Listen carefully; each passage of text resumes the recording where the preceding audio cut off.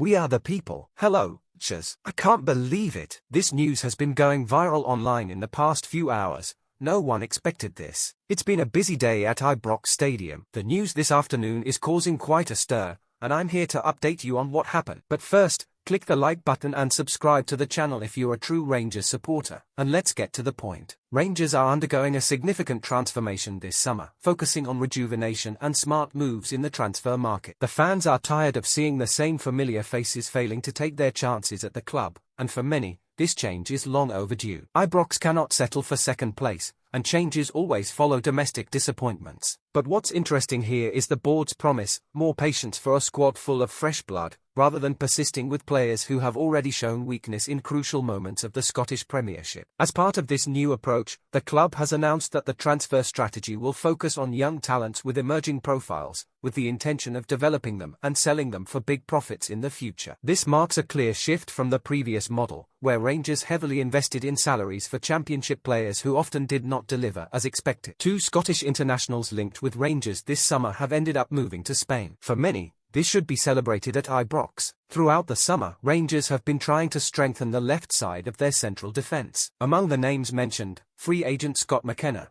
a former Aberdeen player and a well-known Celtic supporter, was constantly linked with the club. McKenna, who was released at the end of his contract with Premier League club Nottingham Forest, was always close to returning to Scotland. However, what materialised was his transfer to Las Palmas in La Liga, where he could become the highest-paid player at the Spanish club. This came after rumours that the defender was demanding a salary of £35,000 per week, according to Rangers fan media outlet Heart and Hand. Another Scottish international linked with Rangers who joined McKenna in Spain was Oliver McBurnie. The striker, who had publicly expressed a desire to join Rangers after leaving Sheffield United, was also announced by Las Palmas in July. Although his salary figures are unclear, it's speculated that McBurnie was earning around £24,000 per week at Brummel Lane. Rangers manager Philippe Clement has been clear about the need for experience in this transfer window. Working alongside recruitment director Niels Koppen, the Belgian has sought to sign a series of young players, some of whom will be gradually introduced to the Ibrox first team. Others, like Aberdeen midfielder Connor Barron, will be expected to seize the opportunity immediately. Barron exemplifies the type of profile Rangers are trying to develop,